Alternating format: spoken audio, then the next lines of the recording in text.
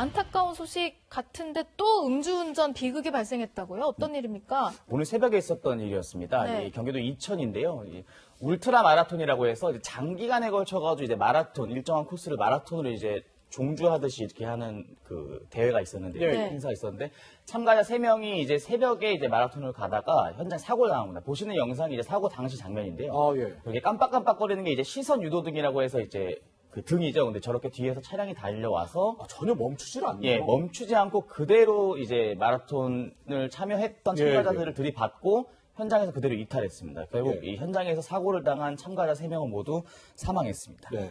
저 운전자, 사고를 낸 운전자, 음주운전이었죠. 뭐 얼마나 술을 많이 삭혔습니까? 일단 최초에 이제 보도가 될 때까지는 사고 당시 운전자의 음주 수치가 이제 면허 취소 수치는 0.08%를 넘었다 이 정도까지가 이제 보도로 나왔었는데 저희 취재진이 좀 확인해 본 결과 이 남성의 면허 수치는 0.129%였습니다. 그러니까 강화된 이 음주 수치 아니라 이전에 조금 이제 강화되기 전의 기준으로 봤을 때도 역시 면허 취소 수치에 해당하는 굉장히 좀 만취 상태였다. 예. 이런 그 소식이 취재가 됐고요. 네, 예. 다만 이 남성은 이 사고 이후에 이 경찰 조사 또 진술 과정에서 이 운전자는 피해자들을 보지 못했다 이런 식으로 진술을 한 걸로 현재 알려져 있습니다. 그렇군요. 네, 조금 더 안타까운 것이 조 기자가 말씀해 주셨지만 이게 국도 종단하는 마라톤인데 거의 목적지까지 지금 다 와서 이런 일이 발생한 것이란 얘기도 있던데요. 예, 이 마라톤 대회는요, 이 5일날 시작을 했습니다. 네. 그래서 마지막 일정이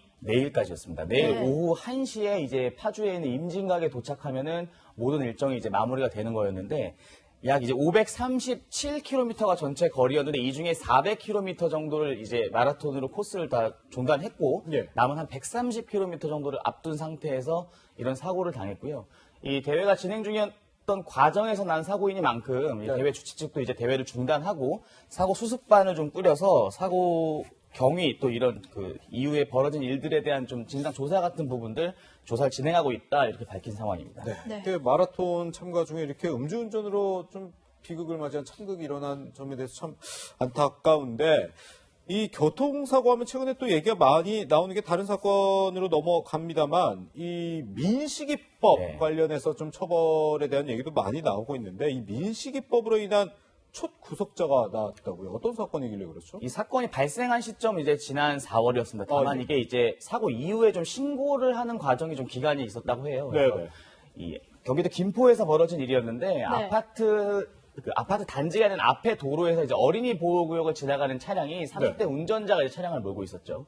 이 과정에서 횡단보도를 건너는 7살짜리 아이가 있었는데 아이가 길을 다 건너갔다가 잠시 흘린 물건이 있어서 다시 이제 뒤를 돌아서 횡단보도로 들어오게 됐고 네. 이 과정에서 전방 주시 의무를 좀 소홀히 한 것 같아요. 운전자가 이 아이를 그대로 치게 됩니다. 때문에 이 사고로 인해서 아이가 다치게 되는데 결국 입건됐고 이 처음으로 이제 민식이법이 적용된 첫 구속 사례가 된 케이스입니다. 네, 보면은 신호위반하진 또 않은 거라고 하던데요. 네. 보니까 빨간불에 간 것도 아니고 파란불에 간 건데 신호위반도 아니지만 구속까지 된 이유가 좀 있을까요?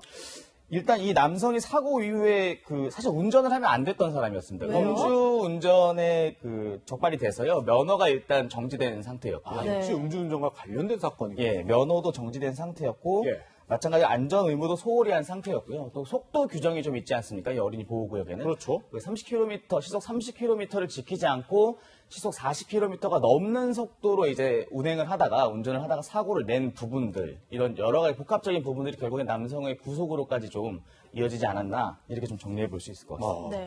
근데 음주운전으로 인해서 면허 정지 상태여서 그랬는지 당시 동승했던 여자친구는 또 운전자 바꿔치기를 하려고 했다면서요. 그러니까 동승한 여자 승객이 같이 있었는데요. 이 사고 이후에 이 남성이 운전을 하다 사고를 낸 건데 네. 이 동승자가 운전을 본인이 했다 이런 식으로 이제 거짓 진술을 한 거죠. 네, 이 네. 때문에 이 여성 역시도 불구속 입건됐습니다. 아, 혐의는 이제 범인 도피 혐의로 해서 입건이 됐는데 이 남성이 구속이 되지 않았습니까? 예. 이 부분과 관련해가지고 이제 보통 구속에 대한 사유라고 하면 이제 도주의 우려가 있거나 아니면 증거에 인멸을 하거나 이런 정도의 사유들이 이제 구속사유에 그렇죠. 해당되는데 네네. 여성의 이런 거짓 진술이 어떻게 보면 이제 재판부의 입장에서는 증거를 인멸했다거나 아니면 좀 도주의 우려가 있는 부분으로 좀 해석이 될 여지도 좀 있거든요. 예, 이런 예. 부분들도 좀 구속에 영향을 미치지 않았을까 좀 이렇게 판단을 해볼 수 있을 것 같습니다. 물론 굉장히 잘못한 행동을 한 건데 이 동승했던 사람이 옆에 사람 운전자 도와주겠다고 한 게 오히려 더 가중 처벌을 해주는 결과가 된 거네요. 구속의 사유에 좀 판단을 할 수 있는 근거가 될 수는 있는 부분이 있다. 예, 실제 수사를 하는 쪽에서도 이런 얘기들이 나오고 있고요.